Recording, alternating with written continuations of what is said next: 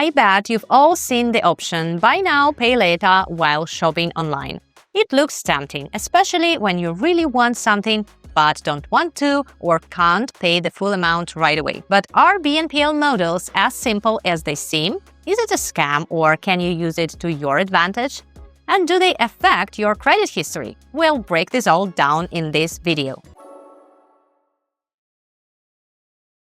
Buy now, pay later isn't an invention of Klarna or Affirm.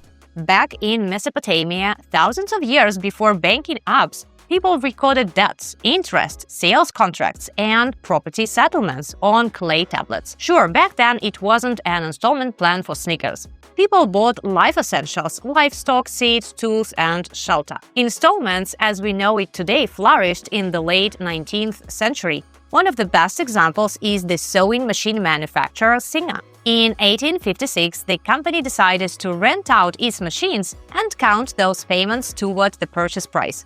In today's money, they cost over $4,000 back then. It's a huge sum even today. So, has the BNPL model changed from ancient times to our days? The essence remains actually the same. But now, all you have to do is to click a button, not read and fill in a full contract. But why do we use this payment model so willingly?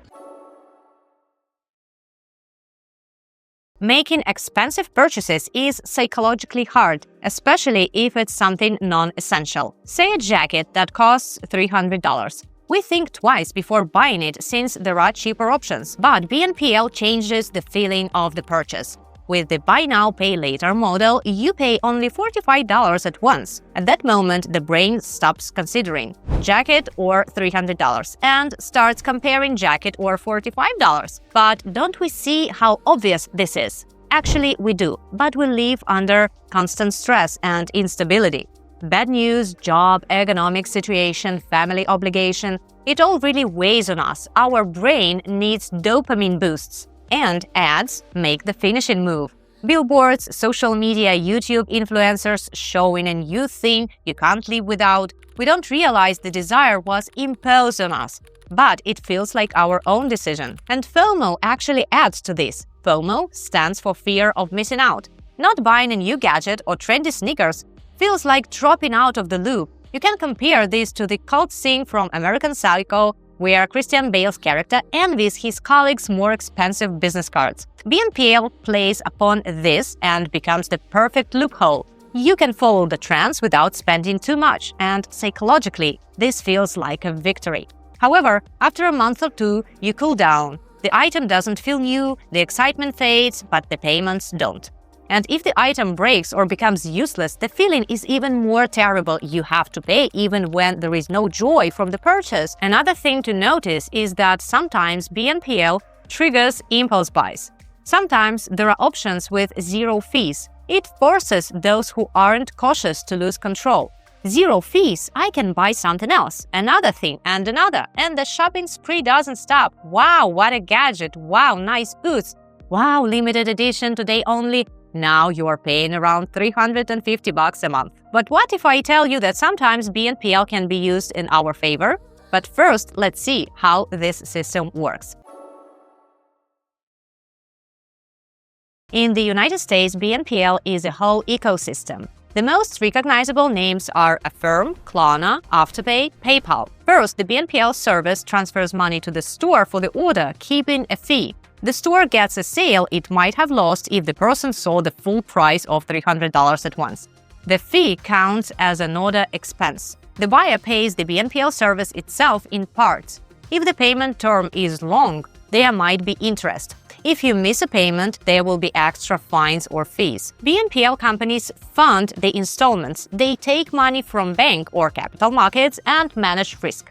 The more people move money from future to today, the bigger the volume. BNPL gives the stores two main bonuses. First of all, higher conversion. A person doubts, but sees the BNPL amount and buys. And another bonus is higher average order value. The most common story: I could have just bought the jacket for $300, but now for $300 I get a jacket, a pack of t-shirts, a pair of jeans, and a hoodie. BNPL makes any extra purchase cheap. Not $60 extra, but another $10 to $15 a month. Stores are happy to pay the BNPL commission. Even if they give up a percentage, they win on order volume.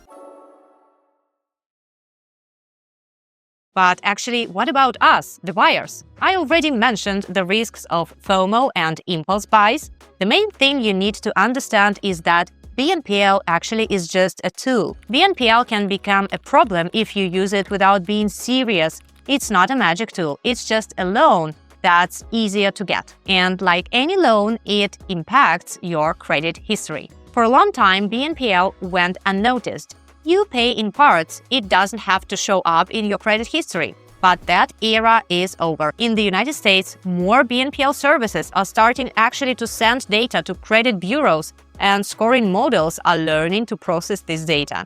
Affirm, they say directly that they report payment activity, including on-time, late, or missed, to the credit bureau Experian.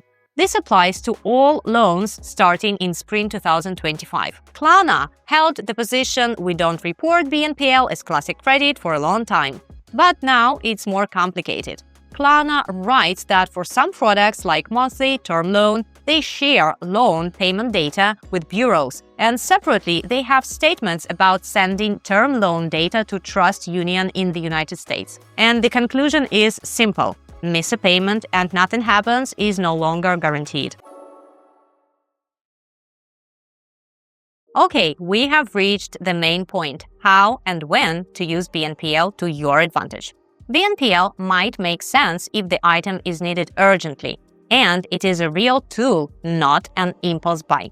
For example, your laptop broke and you need it for work. And right now, there's a real discount on a nice model that you will miss if you wait for your paycheck. Another reason for you to use BNPL: if you plan to make money using it. For instance, you are paying for tools for your business, educational courses for your employees. It's an investment in those kinds of situations. And also, BNPL is a nice way to manage cash flow. You can avoid a large sudden drop in your bank account balance while still making necessary purchases. BNPL becomes dangerous if you can't control your buying habits. One installment is controllable. 2 or 3 starts to feel like I'm always charged. 5 or more, and you don't understand what you're paying for or how much. You should not use BNPL if the purchase is made on emotion. You already have debts, maxed out credit card, loans, overdue payments. You doubt you can pay the money back without stress. You aren't ready for the something went wrong scenario: illness, income loss, unexpected expenses. Sure, BNPL is not helping you save money, it's a loan. So, before dipping into BNPL purchases, always ask yourself, would I buy this if I had to pay the full amount right away? Or is it necessary for my life or my business, or just an impulse buy? If the answers are no, then BNPL isn't for you. I really hope this video was informative. If yes, like and subscribe to our channel, and see you soon. Bye-bye!